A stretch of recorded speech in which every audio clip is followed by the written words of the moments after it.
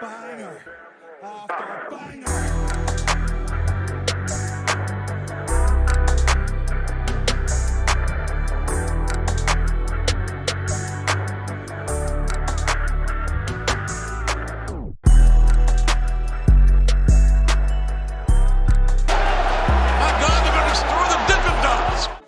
What's going on, guys? It's your boy Big Hero Chris back at you with another one. If you're new to the channel, go ahead and subscribe, give me a thumbs up, ring the notification bell, hit me up on Twitter, TikTok, all those cool things. And first things first, man, I gotta give congratulations to our new TNT champion and Powerhouse Hobbs.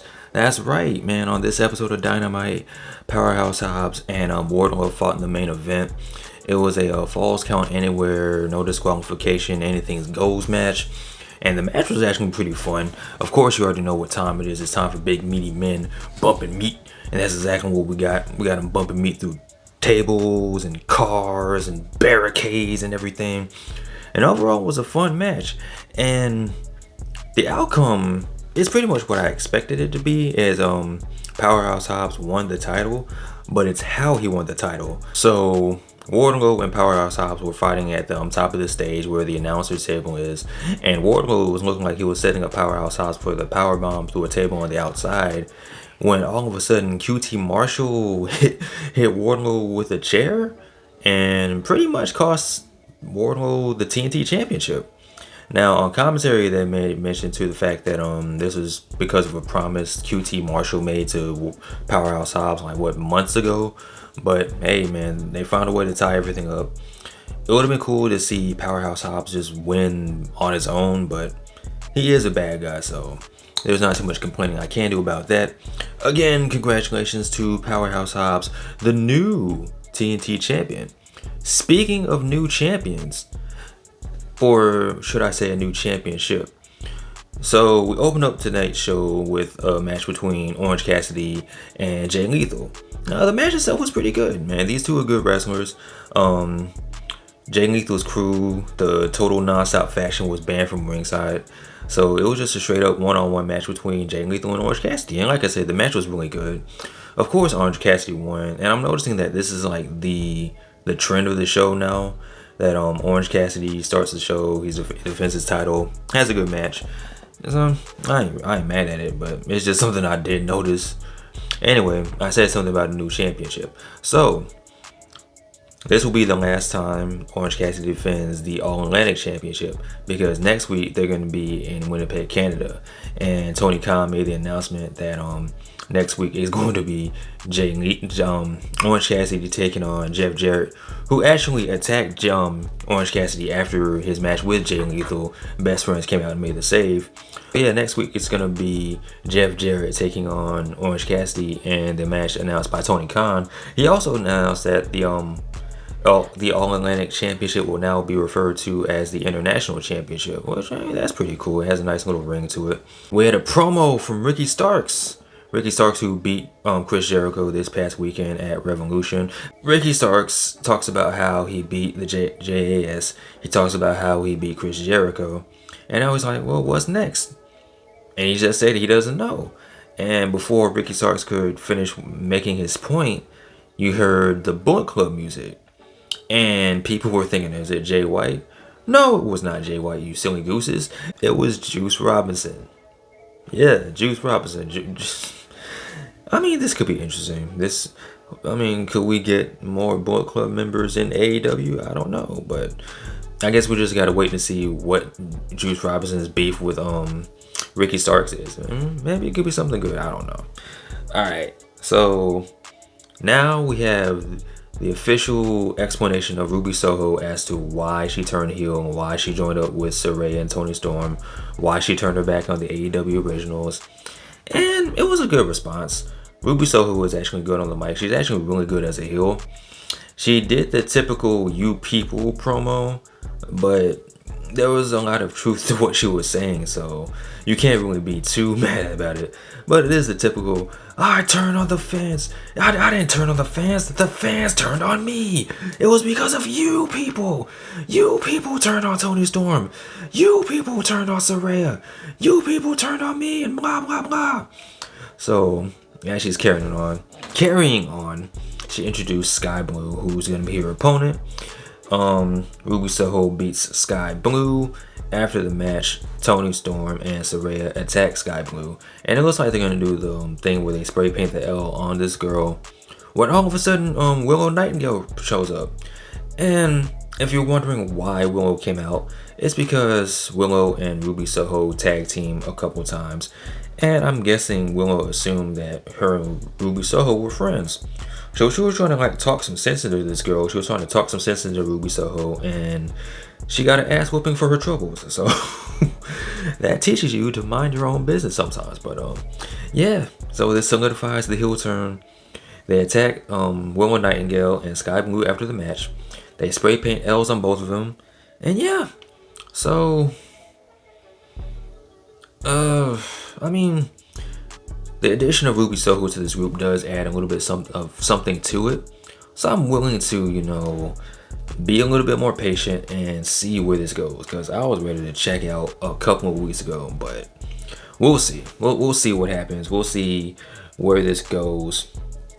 Speaking of where this goes, man, he had a backstage interview with Hangman Adam Page, and he pretty much said that he's done with Jon Moxley. If Jon Moxley still has beef with him, that's on him. But Hangman is ready to move on to do something else, like do some other stuff.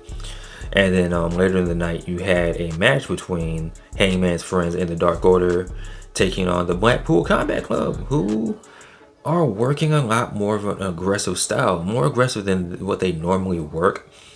They're working more of a heelish style. And a lot of people were saying, well, are the Blackpool Combat Club heels or are they faces? Well, that question was answered after this match. So Jon Moxley won for his team. And then after the match, the Blackpool Combat Club continued to attack the Dark Order. So it looks like they're healing it up. And then Hangman Adam Page comes out to make the save for his friends. And they beat his ass too. So it looks like the Blackpool Combat Club are heels, which is pretty cool, because I said this a couple of weeks ago when Wheeler Yuta wrestled Orange Cassidy. He's more interesting as a heel than he is as a babyface that always shows up backstage and surprises people and saying that what he doesn't like about people.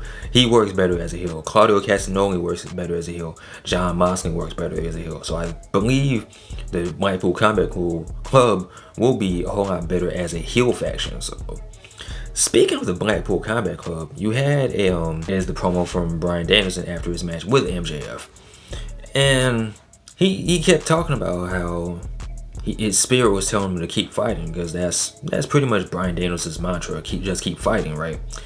And then it kind of clicked as the match was going on, or as MJF had the label locked in on Bryan Danielson.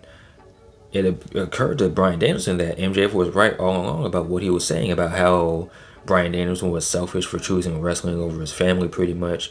And he kind of realized this as he said that he couldn't feel his arm, and his leg was one of his legs was incredibly weak. So Bryan Danielson cut a really emotional promo and ended it with saying that it's time for him to go home. So does this mean he's going home to his family? Does it mean he's going to retire again? I don't know. Maybe this is just a little bit of time off from Bryan Danielson. I don't know. But I mentioned this after the Blackpool Combat Club segment, because what's going on with the Blackpool Combat Club and Bryan Danielson? You don't really see them together as a collective unit. You see Claudio and Moxley and Wheeler doing their own thing, and then Bryan Danielson doing his own thing. And I kind of want to know what's going to happen. Maybe we'll get that in time. Maybe when Bryan Danielson comes back, we'll figure this whole thing out. I don't know. All right, so we had FTR come out, have a segment with Tony Schiavone, pretty much calling out the Gun Club, the Guns, the Ass Boys, the Booty Boys, the Booty Club, whatever you want to call them. Pretty much saying that, yeah, they took time off, but they couldn't really rest as long as the Guns were the tag team champions, and they were calling themselves the best tag team in the world. So FTR was taking exception to this, and they're pretty much challenging the Gun Club for the tag team titles. I wouldn't mind seeing FTR be tag team champions again, because I feel like the first one was kind of so it would be cool to see them have an actual legit run with the tag team championships. So that would be a pretty cool thing to see. Alright, so next up we had a match between the Jericho Appreciation Society and going up against the team of AR Fox and Top Flight. And for what it was worth, the match was okay. I mean, the best part was AR Fox and Top Flight. And it was kind of funny seeing the JAS interact with each other. They were posing and just being sports entertainers. So the JAS won the match. And then afterwards they cut a promo. The entire group cut a promo talking about how great they were and how awesome everything is. And then they called out the House of Black. And initially I was like, I don't know how to feel about this because I feel like this is going to stink. You know what I mean? Like the House of Black just won the Trios Tag Team titles. I don't know how to feel about them taking on the JAS. So they call out the House of Black and the lights go out. But instead of the House of Black coming out, it was the Elite. And the Elite was saying, like, listen, if anybody's going to go after the House of Black next, it's going to be the Elite. So they pretty much laid the challenge out for next week and to Winnipeg. At first I thought it was going to be Kenny Omega versus Chris Jericho, which I would have been pretty cool with. But it ended up being it's going to be a triple threat trios tag team title match for the trios championship. They have the House of Black taking on the Jericho Appreciation Society, taking on the Elite. The Elite. So that should be pretty cool to see. Also, we get to see Chris Jericho and Kenny Omega wrestle on free television. So, also, House of Black versus Elite again on free television. I ain't mad at it, man. So yeah, I think I pretty much covered everything. Overall, Dynamite was a pretty good episode this week. Pretty solid episode. Yeah, that's really all I gotta say. I mean, a lot of good wrestling going on, a lot of build up to stories going forward, so that's always a cool thing. I'm mad at it. So the rating for this show, I gotta give it an honorary W. I was thoroughly entertained throughout the entire show. We got a new champion. We got a new name for a championship. We got a whole bunch of setup for Winnipeg. Bullet Club, possibly. Jay White. Chris Bay, you know. Bullet Club. Pew, pew, pew, pew. I don't know what this was. I don't know why I did that. Anyway, what did you guys think of Dynamite this week? Let me know in the comment section below. Of course, as always, like, comment, and subscribe. You guys take care. Bees. I'm out. Peace. Pew, pew, pew, pew, pew, pew.